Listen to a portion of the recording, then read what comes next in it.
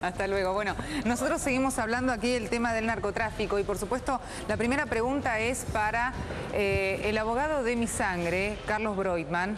Carlos, ¿cómo vivía Mi Sangre? Mi Sangre, recordemos que es Henry de Jesús López Londoño, alias Mi Sangre, sindicado en este caso o llamado o acusado o como se lo quiera decir como un capo narco colombiano que estuvo en Venezuela, en Uruguay, en Argentina. ¿Cómo vivía Mi Sangre? El tema se lo presentó acá en la Argentina a través de una información falsa proveniente de policía colombiana. Se lo presentó como si fuera el narco más buscado del mundo. Sí. Narco que no estaba ni en la lista Clinton, ni en las listas de los más buscados en los Estados Unidos, que es en definitiva el país que le pidió la extradición. Henry Jesús López Londoño pertenecía a la dirigencia política de las autodefensas. Sí. Que entraron, fueron uno de los primeros desmovilizados. Entonces hay que comprender que Colombia se manejó por las FARC, que eran, geopolíticamente, de la región estaban las FARC, que querían un objetivo derrocar al gobierno constitucional. Los carteles, Medellín, Cartel del Valle, son los que producían o vendían la cocaína y la exportaban tanto a Europa como a Estados Unidos. Y después hubo conflicto de territorio. Empresarios agropecuarios que tenían estancias, sí, donde tenían que pagar, donde eran extorsionados por las FARC y donde la FARC empezó a custodiar a los grandes carteles. Contra eso se crearon grupos de protección.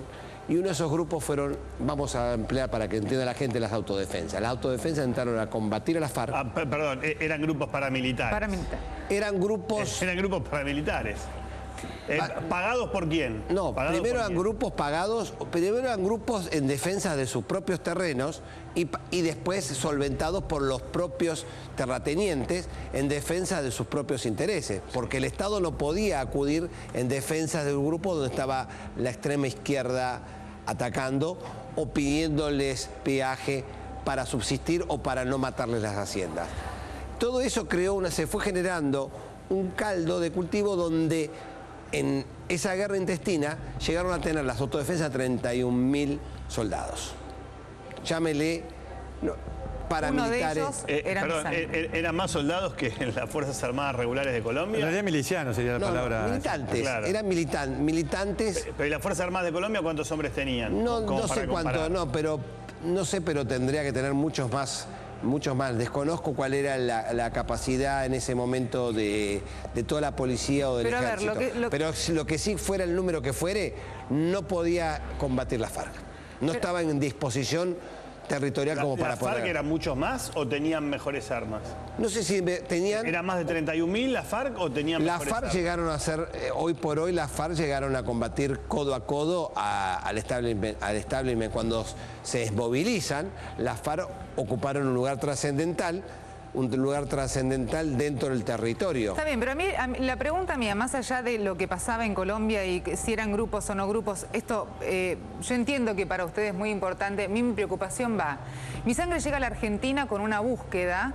De hecho, la policía lo estaba buscando, pasa por Venezuela, pasa por Colombia, pasa por Uruguay, llega a la Argentina, va a Entre Ríos. Tenía distintas casas, distintos departamentos. Él vivía en uno, después la mujer vivía en Nordelta, en otras casas, en otros countries.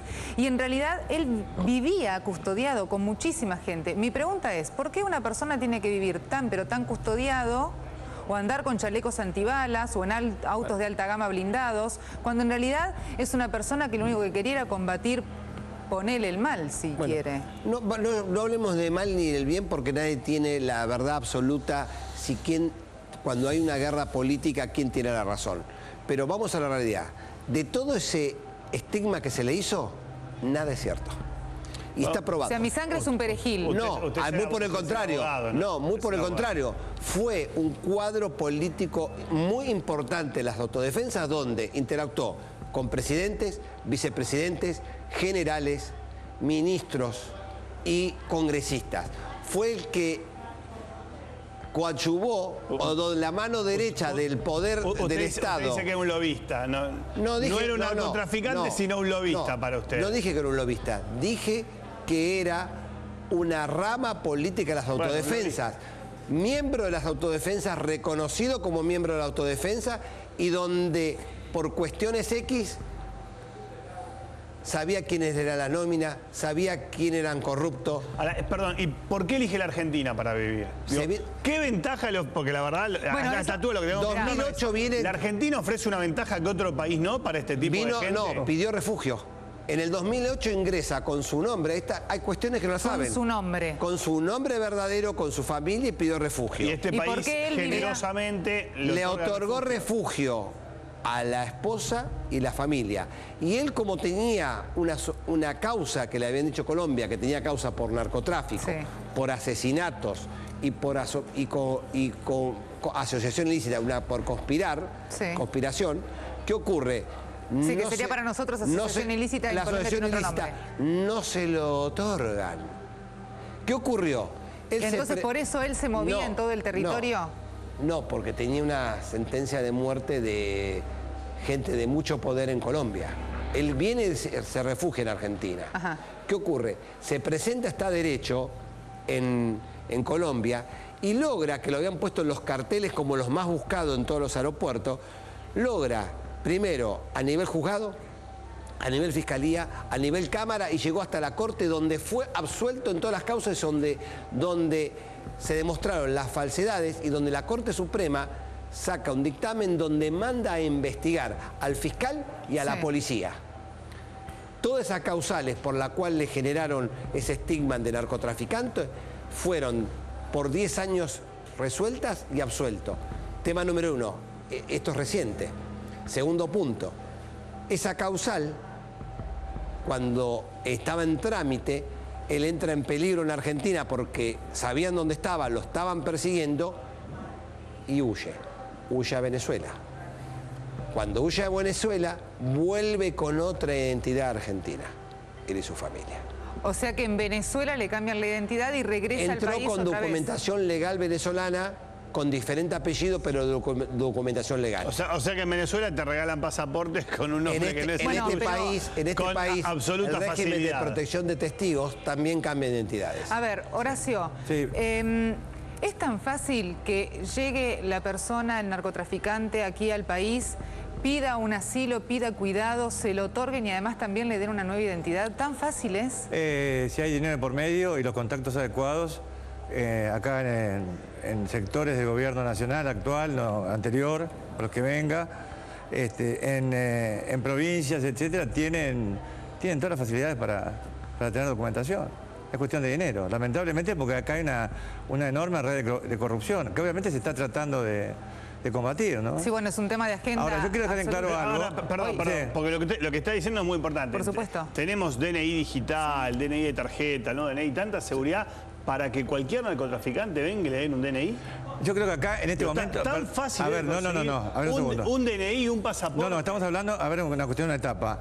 Desde el momento que la doctora Nilda Garré, cuando era ministra de Defensa, le quita a la Policía Federal el acceso a la documentación. Sí, tanto el pasaporte, eso fue justamente una buena disposición para evitar que lo que se estaba haciendo anteriormente, especialmente en la época de Menem, que facilitaron el ingreso de la llamada mafia china acá a la Argentina, e inmigrantes chinos, a través de sobornos en los consulados argentinos en China, lo cual está aprobado porque hay sumarios en la Cancillería. Esas personas venían acá, conseguían DNI y aparte después conseguían pasaporte para ir a Canadá. Lo que yo quiero dejar en claro, aparte de todo esto que he dicho, sí. Usted con el conocimiento geopolítico, explique con referencia a Henry cuál es la situación. No, yo lo que tema con referencia, acá hay alguna salvedad que hacer. Primer punto, las autodefensas de Colombia efectivamente fueron milicianos, no soldados, contratados por terratenientes colombianos ante la amenaza de fuerzas de izquierdas que eran de la FARC. Sí. Pero ¿qué pasa? La FARC... ¿Y usted está de acuerdo con la versión? No, yo no creo, no, un momentito. Por eso quiero hacer una salvedad. Después podemos discutir algo. Es muy difícil que un analista pueda a veces compartir un panel con un penalista. ¿no? Es complicado. Es cierto. Pero es cuando cierto trata cuestiones geopolíticas o políticas ya es otro tema. Entonces, como yo conozco bien, y yo siempre digo, no hay un narcoterrorismo bueno y uno malo. No. Entonces, ¿qué sucede? Esta fuerza que defendía a los terratenientes contra lo que era la embestida de la FARC, cuando la FARC incluso era una organización no vinculada con el narcotráfico. Estamos hablando de los principios del tema. Bueno, luego las autodefensas de Colombia comenzaron ellos a convertirse en narcotraficantes y también en narcoterroristas.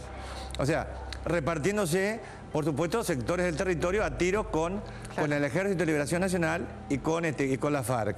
Eso para que quede claro el tema. O sea, no, para mí no hay diferencia moral entre unos y otros, por más que... Lo que empezó con una autodefensa terminó siendo una disputa por el negocio de la droga. Es el temor que yo tengo, por ejemplo, en México, con estas ligas de autodefensa que se han formado para combatir a los Zetas, a la Federación de Sinaloa, etc. Y por último, dos o tres salvedades, porque yo tuve que salir al aire al momento que fue detenido alias Mi Sangre. Sí. ¿No? Entonces, 5 minutos, bueno, antes me comunico con Estados Unidos.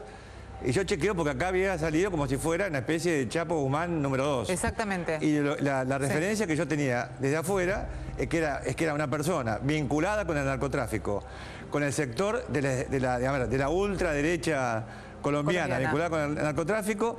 No se sabía en ese momento, porque no fue la pregunta si estaba desmovilizado o no, en qué condición estaba, pero que era alguien que no formaba parte, digamos, de las hartas jerarquías de las distintas organizaciones que después formaron parte, a partir de las autodefensas de Colombia, de lo que hoy se conoce como BACRIM o bandas criminales. Bien.